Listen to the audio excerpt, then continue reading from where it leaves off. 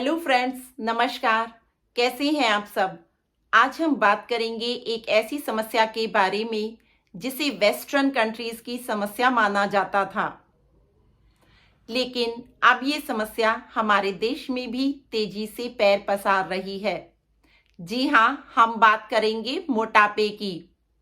70s और 80s में मोटापे को वेस्टर्न कंट्रीज की प्रॉब्लम माना जाता था, लेकिन पिछले 30-40 वर्षों में ये हमारे देश में भी तेजी से बढ़ रहा है। हेल्दी होने का मतलब डिजीज फ्री होना ही नहीं है।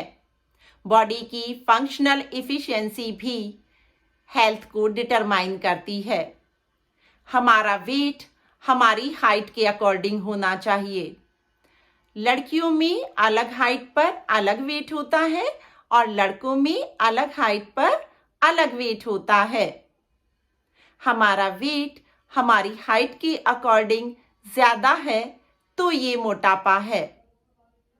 दूसरे एक और फॉर्मूला भी है। आइडियल वेट के लिए हम क्या करते हैं, 2.2 को मल्टीप्लाई कर लेते हैं बीएमआई से, प्लस 3.5 को मल्टीप्लाई कर लेते हैं बीएमआई से।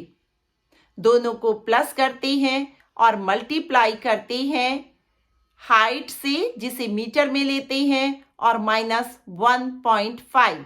ये फॉर्मूला मैं स्क्रीन पर लिख दूंगी। इस तरह से हमें आइडियल वेट मिल जाता है। एक और तरीका भी है। आप लड़कों में 5 फीट की हाइट पर 48 केजी वेट ले लीजिए और उसके बाद प्रत्येक 1 इंच बढ़ने पर 2.72 किलोग्राम से प्लस कर दीजिए। इसी तरह लड़कियों में 5 फीट की हाइट पर 45 केजी वेट ले लीजिए और उसके बाद प्रत्येक इंच बढ़ने पर 2.26 किलोग्राम ऐड कर दीजिए। ये हमें अपना वेट मिल जाएगा। अब बीएमआई कैसे कैलकुलेट करें? हमारी बॉडी का बॉडी मास इंडेक्स इसे कहते हैं और इससे भी हम अपना मोटापा कैलकुलेट कर सकते हैं। बीएमआई के लिए हम अपना वेट लेते हैं और उसको डिवाइड करते हैं हाइट से, जिसे मीटर में लेते हैं, और जो ये हाइट है इसका स्क्वायर लेंगे, यानी weight upon height in metre का स्क्वायर। तो इस तरह से हमें अपनी बॉडी का बीएमआई मिल जाएगा।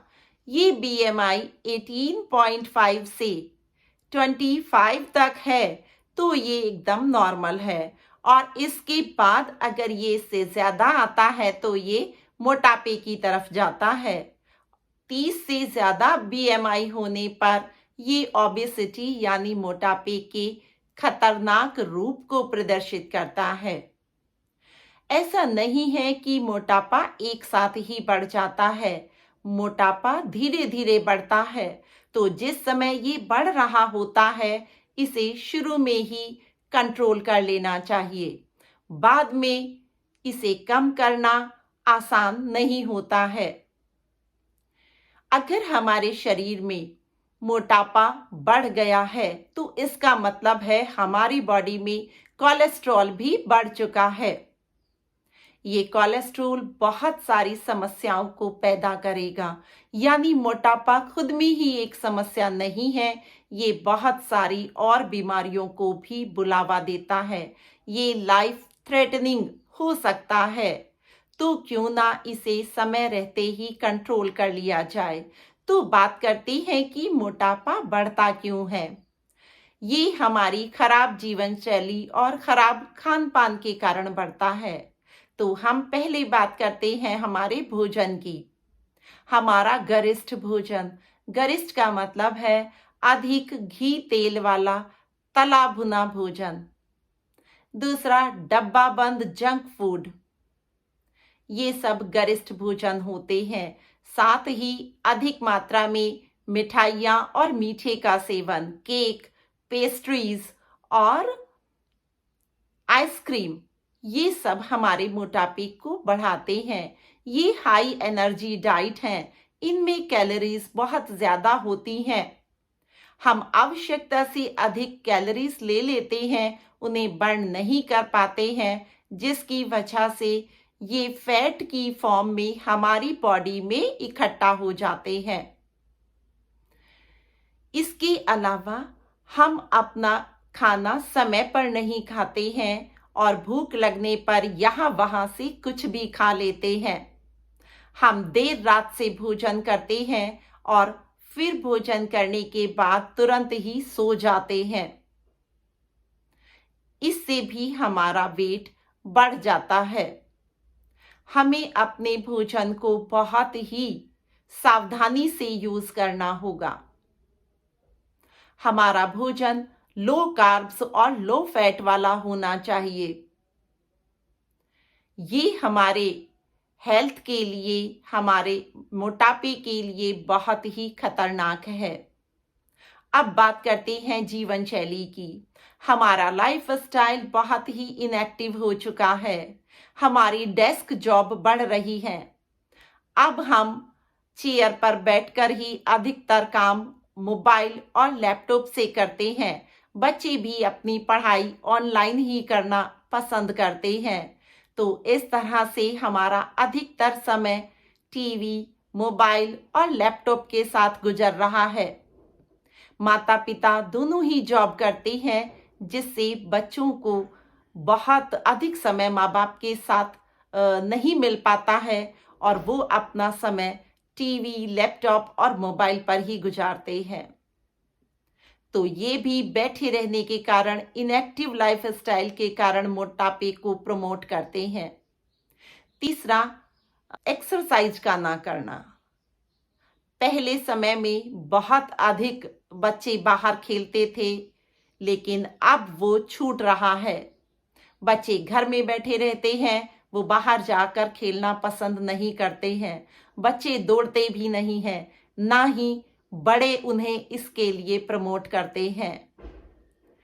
तो हमें तेज गति से चलने के लिए खुद को भी आगे लाना है और बच्चों को तो दौड़ने के लिए प्रमोट करना है। अन्यथा मोटापा एक बहुत भयंकर समस्या के रूप में हमारे सामने आ ही रहा है।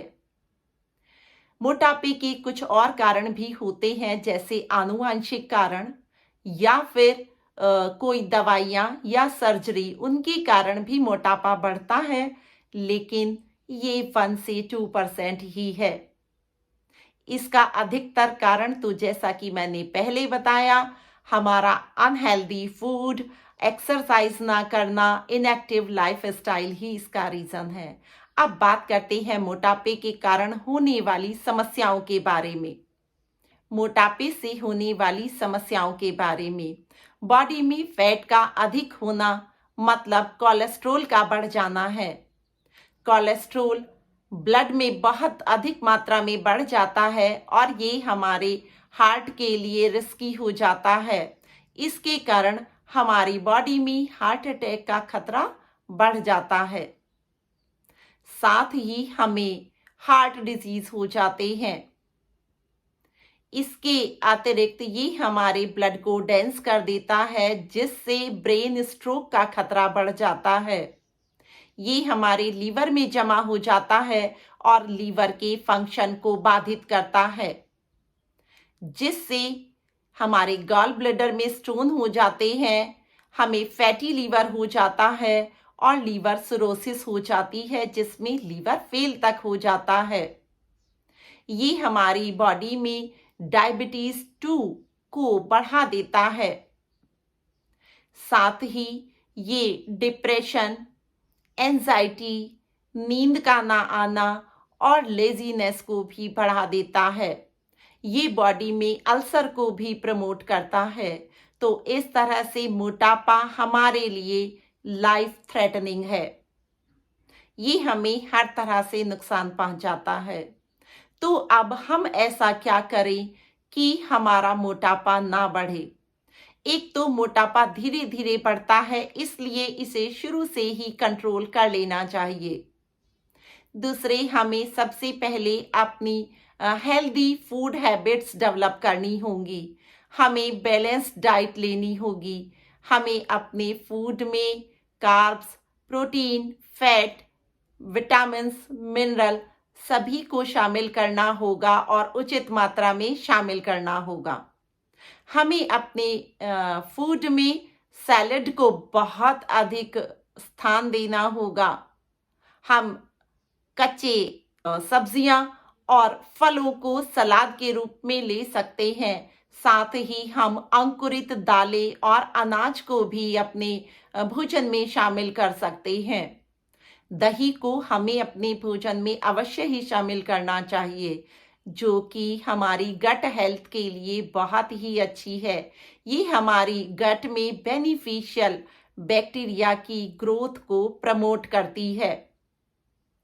साथ ही हमें नमक और चीनी को कम करना होगा।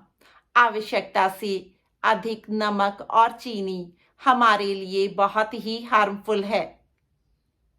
हम चीनी की जगह गुड़ का इस्तेमाल कर सकते हैं। बाकी हमें डेट्स होते हैं, खजूर होते हैं, उन्हें भी मीठे के रूप में शामिल करना चाहिए। तो इस तरह से हमें अपनी फूड हैबिट्स को कंट्रोल करना है।